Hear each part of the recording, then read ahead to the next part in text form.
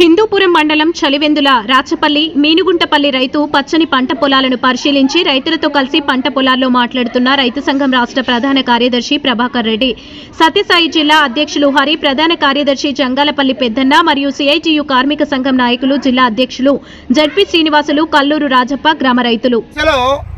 ప్రభుత్వం వాళ్ళు మేము పరిశ్రమలు పెడతాం, దానికోసం భూములు కావాలని వస్తున్నారు. మేము అడుగుతున్నాం ప్రభుత్వాన్ని, లేపాక్షి పేరుతోటి ఎప్పుడో రాజశేఖర రెడ్డి గారి కాలంలో భూములు తీసుకుని 20 సంవత్సరాలు అయింది.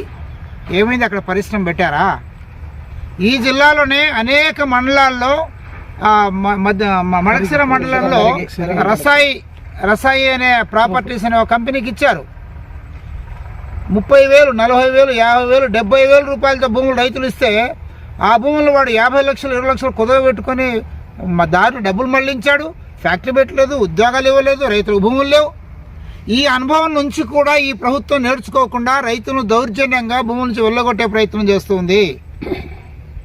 ఈ తోట గురించి చెప్తున్నారు, ఈ చేతికి ఇంకో 2 నెలలు వస్తుందని. ఆల్రెడీ ఒక రైతు చేతికి వచ్చింది, పంట వచ్చేస్తుంది వచ్చే సంవత్సరం.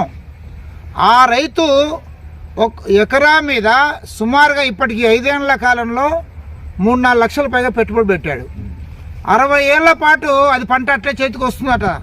అటువంటి పంటను పరిశ్రమలు పెడితే ఎలా తీసుకుంటారు? అధికారులకు కళ్ళు లేవా అని చెప్పేసి అడుగుతూ ఉన్నా. రెవెన్యూ అధికారులు భూములు చూసి, ఈ భూముల్లో ఉండే పంటలను చూసి ఇది తీసుకోదగ్గదా కాదా అని చెప్పేసి చెప్పలేరా? నోరు లేదా? చేత కాదా? మీరు కీలుబొమ్మలాగా రాజకీయ నాయకులకు ఉన్నారా? 2013 చట్టం చదువుకున్నారా మీరు? ఆ చట్టంలో ఏం చెబుతుంది? 2 పంటలు పండే భూములు తీసుకోకూడదని చెప్తుంది కదా. మరి ఈ భూములు పంటే పండే భూములు కదా. అందుకని ఆంధ్రప్రదేశ్ రైతు సంఘంగా మేము స్పష్టం చేస్తున్నాం, రైతులకు కూడా మేము ధైర్యం చెప్తున్నాం. మీరు ఐక్యంగా ఉండండి. మీ పంట పొలాల జోలికి ఎవరికి వచ్చే అధికారం లేదు. రైతుల ఆమోదం లేకుండా, రైతుల అనుమతి లేకుండా, గ్రామసభ ఆమోదం లేకుండా 1 ఎకరా భూమి కూడా తీసుకునే అధికారం ఏ ప్రభుత్వానికి లేదు. అందుకే రైతులు ఐక్యంగా ఉండండి, ధైర్యంగా నిలబడండి, మీ పంట భూములు మీరు కాపాడుకోండి, మీ వెంట రైతు సంఘం ఉంటుందని చెప్పేసి వాళ్ళందరూ కూడా హామీ ఇస్తున్నాం.